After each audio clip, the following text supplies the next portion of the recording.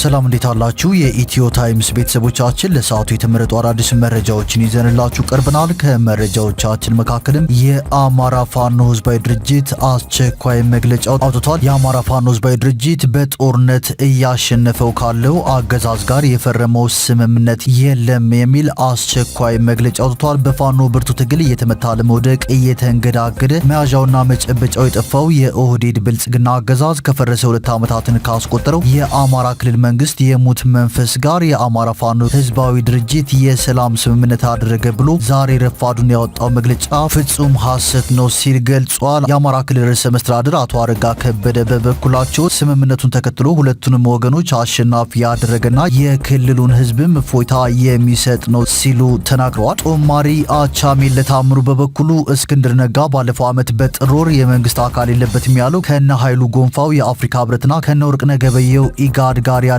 ውይይት ዛሬ የሰላም ስምምነት በማድረግ ተጠናቋል ሲል መልእክቱን አስተላልፏል። የሰላም ስምምነቱ እንዲፈረም በማደራደርም የአፍሪካ ህብረትና የምስራቅ አፍሪካ የልማት በይነ መንግስታት ድርጅት መሳተፋቸውም ተነግሯል። ድርድሩን አስመልክቶ አሁን የወጡ አዳዲስ መረጃዎችን ጠቅላላ አድርገን በዜናችን በዝርዝር እናስደምጣቸዋለን። ከዚህ መረጃ በተጨማሪ የትግራይ ኃይሎች ከምክትል ፕሬዚዳንቱ ጋር ንግግር ቢያደርጉም የፕሬዚዳንት ጽህፈት ቤትን ለቀው ለመውጣት ፈቃደኛ እንዳልሆኑ መገለጹ፣ እስራኤል በጋዛ በመጠለያ ድንኳኖች ላይ በፈጸመችው የአየር ጥቃት ህጻናትን ጨምሮ 5 ሰዎች መገደላቸውን፣ ኢትዮጵያና አሜሪካ የፖሊስ ለፖሊስ ግንኙነታቸውን የበለጠ ለማጠናከር ያለመ ውይይት ማካሄዳቸውን የፌዴራል ፖሊስ ማስታወቁንና ሌሎችን በዝርዝር የምንመለከታቸው መረጃዎች ይዘንላችሁ ቀርበናል። ዝርዝር መረጃዎችን ለማድመጥ ቻናላችንን ሰብስክራይብ በማድረግ የደወል ምልክቷን በመጫንና መረጃውም ለብዙዎች እንዲዳረስ ላይክ በማድረግ እስከ መጨረሻው አብራችሁን ቆዩ።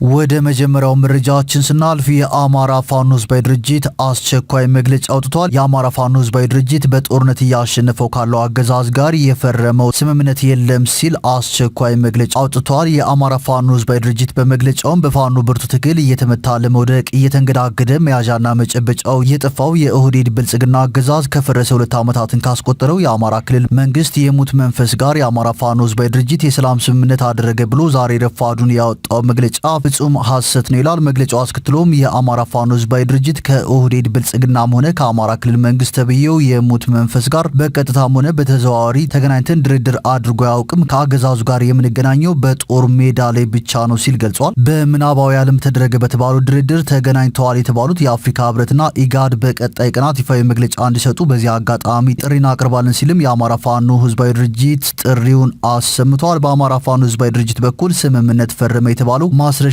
ሰጤ ከአገዛዙ ጋር ተልእኮ ተቀብሎ ሲንቀሳቀስ ተደርሶበት ከአመራርነትና አባልነት የታገደና የተባረረ መሆኑን በዚህ ሳምንት ባወጣነው መግለጫ መግለጻችን ይታወሳል። ከአገዛዙ ጋር ሲቀላቀልም ለስራ ተብሎ የተላከለት በርካታ ያልተወራረደ የህዝብ ገንዘብ በእጁ እንደሚገኝና የሰላም ስምምነቱን ለዘረፋ ሽፋን ለማድረግ ከአገዛዙ ጋር ተቀናይቶ የስራ መሆኑን ሊታወቅ ይገባል ሲልም የአማራ ፋኖ ህዝባዊ ድርጅት መግለጫ አውጥቷል። አገዛዙ ሰሞኑን በተለያዩ በበሬ የወለደ ዜናዎች የሚፈራገጠው የፋኖ አንድነትን ለማደናቀፍ ብሎ መሆኑን ህዝብ ተገንዝቦ በቀጣይነት የምናወጣቸውን መግለጫዎች እንዲጠባበቅም እናሳስባለን ሲል የአማራ ፋኖ ህዝባዊ ድርጅት አስቸኳይ መግለጫ አውጥቷል። ይህ በእንዲህ እንዳለም ስምምነቱ ሁለቱንም ወገኖች አሸናፊ ያደረገና የክልሉን ህዝብም እፎይታ የሚሰጥ ነው ሲል የአማራ ክልል ርዕሰ መስተዳድር አቶ አረጋ ከበደ ገልጿል። በአማራ ክልል መንግስትና በአማራ ፋኖ ህዝባዊ ድርጅት መካከል የተደረሰው የዘላቂ ሰላም ስምምነቱ የክልሉ መንግስት ለሰላም የሰጠው አማራጭ አንዱ አካል መሆኑም ተገልጿል።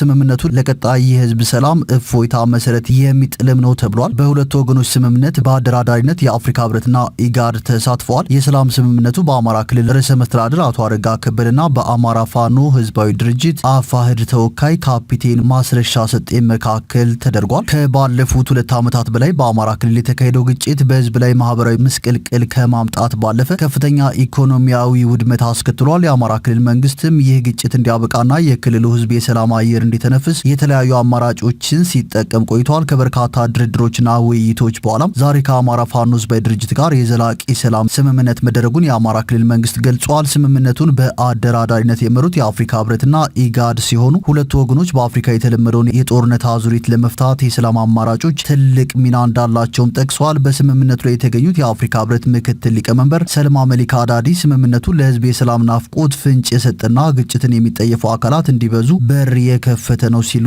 ተናግረዋል። ግጭት ሳይፈጠር ሰላም ማምጣት የሚቻልበት እድል በመኖሩ በተለያዩ የሀሳብ ልዩነቶች ጠመንጃ መምዘዝ የአህጉሪቱ ምልክት እንዳይሆን ጥረት ማድረግ እንደሚገባም ተናግረዋል። በስምምነቱ መሰረትም የክልሉ ህዝብ አስተማማኝ ሰላም እንዲያገኝ ለማድረግ ሁሉም ወገኖች ኃላፊነታቸውን ሊወጡ ይገባል ብለዋል። ሌላው ሀሳባቸውን የሰጡት የኢጋድ ምክትል ዋና ጸሐፊ መሐመድ አብዲዋሪ ይህ ስምምነት ለህዝቡ በነጻነት ወጥቶ የመግባትና ከጠመንጃ ድምጽ የመላቀቅ ጅማሬ ነው ብለውታል። ስምምነቶች ከመድረክ ባለፈ መሬት ላይ ለውጥ እንዲያመጡ ሁለቱም አካላት ከዛሬ ጀምሮ ወደ ተግባር በመግባት ለክልሉ ለሀገርም ሆነ ለቀጠናው ተምሳሌት መሆን እንዳለባቸው አንስተዋል። ስምምነቱን የፈጸሙት የአማራ ፋኖ ህዝባዊ ድርጅት አፋድ ተወካይ ካፒቴን ማስረሻ ሰጤ በአማራ ክልል ከባለፉት 2 ዓመታት በላይ የተካሄደው ግጭት በህዝብ ላይ ስቃይን ያስከተለ ነበር ብለውታል። ወደ ጫካ የገባ ነው ለህዝብ ጥያቄ መልስ ለማግኘት ቢሆንም በግጭት ተጀምሮ በግጭት የተጠናቀቀ ጉዳይ ባለመኖሩ የክልሉን ህዝብ ሰላም ለማስፈን ስምምነት ማድረግ ብቸኛ አማራጭ አድርገን ወስደነዋል ብለዋል። በስምምነቱ የክልሉ ህዝብ ጥያቄዎችንና የኢትዮጵያ ሉዓላዊነት በጋራ ለመጠበቅ የአጭር የመካከለኛና የረጅም ጊዜ እቅዶችን መቀመጣቸውን አንስተዋል። ይህ ስምምነት እንዲደረግ ጥረት ያደርጉ አካላትና የክልሉን መንግስት ጥረትም አድንቀዋል። ካፒቴን ማስረሻ ሰጤ ምንም አይነት የህዝብ ጥያቄ አለኝ ቢባል እንኳን ከታሪካዊ ጠላት ጋር በሚደረግ ትብብር የአገር አንድነት ስጋት እንጂ መፍትሄ ስለማይሆን በህዝብ ላይ ጠመንጃ ያዞሩ አካላት መሳሪያቸውን አውርደው ወደ ሰላም አማራጭ እንዲመጡም ጥሪ አቅርበዋል። የአማራ ክልል ርዕሰ መስተዳድር አቶ አረጋ ከበደ ይህ ስምምነት በክልሉ የተፈጠረው ግጭት ወደ ሰላም አማራጭ እንዲመጣ በሚል ተደጋጋሚ ውይይቶችና ድርድሮች ከተደረገ በኋላ የመጣ ውጤት ነው ብለዋል። በግጭት አሸናፊ የሚሆን አካል የለም ያሉት ርዕሰ መስተዳድሩ ስምምነቱ ሁለቱንም ወገኖች አሸናፊ ያደረገና የክልሉን ህዝብም እፎይታ የሚሰጥ እንደሆነ አስረድተዋል። አፋህድ ይህንን ስምምነት በማድረጉ የክልሉ መንግስት ከፍተኛ አድናቆት እንዳለው የገለጹት ርዕሰ መስተዳድር አረጋ ከበደ ዛሬ የተጀመረው የሰላም ስምምነት ለክልሉ ህዝብ ሰላም ታላቅ ጅማሮ ነው ብለውታል። ርዕሰ መስተዳድር አረጋ ከበደ በማጠቃለያ ንግግራቸውም ለ3 አካላት ጥሪ አቅርበዋል። የመጀመሪያው በተለይም ችግሮችን በግጭት ለመፍታት አማራጭ ያደረጉ ሌሎች አካላት ጥያቄያቸውን ይዘው ቢቀርቡ የክልሉ መንግስት ለውይይት ሁሌም ዝግጁ ነው ብለዋል። ሌላው የተጀመረው ስምምነት ለህዝቡ እፎይታ የሚሰጥ በመሆኑ ሌሎች ወገኖችም የክልሉ ህዝብ የሰላም አማራጮችን ሁሉ እንዲቀበሉ ህብረተሰቡ ግፊት ማድረግ አለበት ሲሉ ጥሪ አቅርበዋል። በመጨረሻም ስምምነቱ ተፈጻሚ እንዲሆንና የህዝቡን ሰላም ለማረጋገጥ በየደረጃው ያለው መዋቅር ለአፈጻጸሙ መትጋትና ለሚቀርቡ የሰላም አማራጮች ሁሉ ተባባሪ እንዲሆን ሲሉ አሳስበዋል። ይህ በእንዲህ እንዳለም ጦማሪ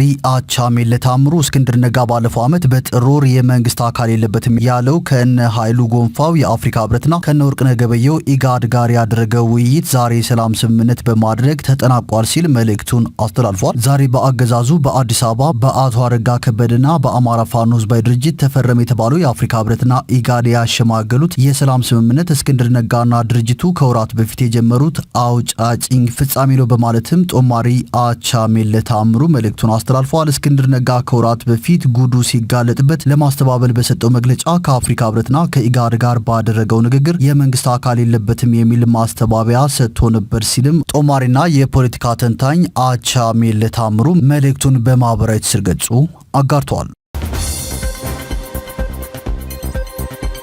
ወደ ቀጣዩ መረጃችን ስናልፍ የትግራይ ኃይሎች ከምክትል ፕሬዝዳንቱ ጋር ንግግር ቢያደርጉም የፕሬዝዳንት ጽህፈት ቤትን ለቀው ለመውጣት ፈቃደኛ አለመሆናቸው ተገልጿል። የትግራይ ኃይሎች ዛሬ ሐሙስ ጠዋት በመቀሌ የሚገኘውን የትግራይ ጊዜያዊ አስተዳደር ፕሬዝዳንት ጽህፈት ቤት ዙሪያ ለአጭር ጊዜ ከበባ አድርገው በቅጥር ግቢው ዙሪያ እንቅስቃሴና ትራንስፖርት ተስተጓጉሏል ሲል አዲስ ስታንዳርድ ዘግቧል። ኃይሎቹ ወደ ጽህፈት ቤቱ የሚወስደውን መንገድ በመዝጋት ጽህፈት ቤቱን ከበዋል። በዚህም የፕሬዝዳንቱ ጽህፈት ቤትና የሲቪል ሰርቪስ ቢሮ ሰራተኞች እንዳይገቡ ከልክለው ውጭ እንዲቆዩ አስገድደዋል። ወደ 70 የሚጠጉ የአርሚ 31 ወታደሮችም በክስተቱ ተሳትፈዋል። ኃይሎቹ በኋላ ላይ የከበቡትን አካባቢ መንገዶች ለቀው በመውጣታቸው ትራፊክና መደበኛ እንቅስቃሴ እንዲቀጥል የተደረገ ሲሆን ከፕሬዝዳንቱ ጽህፈት ቤት መግቢያ በር ግን ለቀው እንዳልወጡም ተገልጿል። የጊዜያዊ አስተዳደሩ ምክትል ፕሬዝዳንት አማኑኤል አሰፋ ከኃይሎቹ ጋር መነጋገራቸው የተገለጸ ቢሆንም ኃይሎቹ ከፕሬዝዳንቱ ጋር ስብሰባ ለማድረግ ካልተፈቀደላቸው በስተቀር ለመልቀቅ ፈቃደኛ አለመሆናቸውን ተናግረዋል።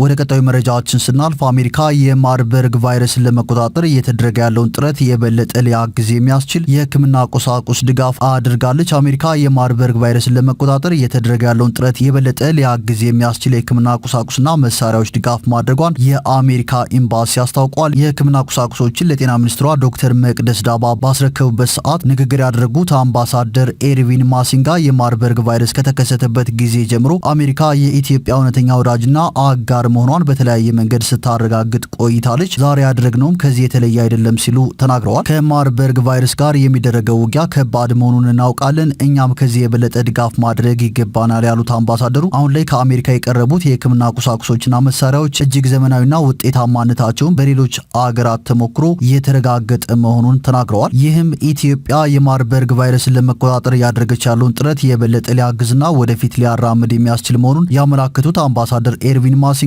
ከማርበርግ ጋር የሚደረገው ትግል ምንም ያክል ከባድ ቢሆንም ወረርሽኙ በቁጥጥር ስር ውሎ የምንመለከትበት ቀን እንደሚመጣ ግን እርግጠኛ ነኝ ብለዋል። በዚህ ረገድ ቫይረሱን በቁጥጥር ስር ለማዋል በሚደረገው ጥረት ከአሜሪካ የተገኘው ዘመናዊ የሕክምና ቁሳቁስና መሳሪያዎች ድጋፍ እንደ አንድ ትልቅ እርምጃ የሚወሰድ መሆኑንም አመልክተዋል።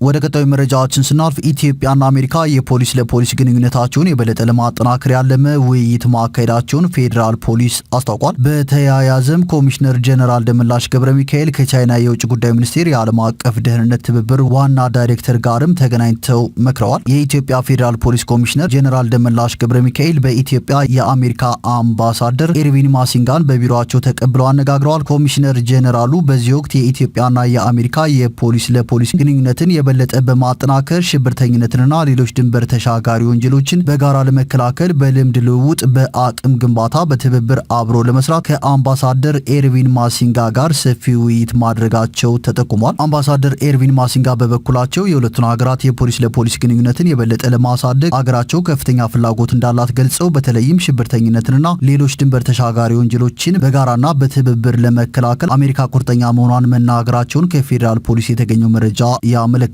በተያያዘም ኮሚሽነር ጀነራል ደመላሽ ገብረ ሚካኤል ከቻይና የውጭ ጉዳይ ሚኒስቴር የዓለም አቀፍ ደህንነት ትብብር ዋና ዳይሬክተር አምባሳደር ሚሱ አንግሊሲን ጋር በትናንትናው ዕለት በኢትዮጵያ ፌዴራል ፖሊስ ዋና መስሪያ ቤት ተገናኝተው በሽብርና በሌሎች ቀጠናዊና አህጉራዊ የጸጥታ ጉዳዮች ላይ ውይይት አድርገዋል። ኮሚሽነሩ በዚህ ሰዓት የቻይናና የኢትዮጵያ ዲፕሎማሲያዊ ግንኙነት ወደ ሁሉን አቀፍ ስትራቴጂካዊ የትብብር አጋርነት ማደጉንም ገልጸዋል።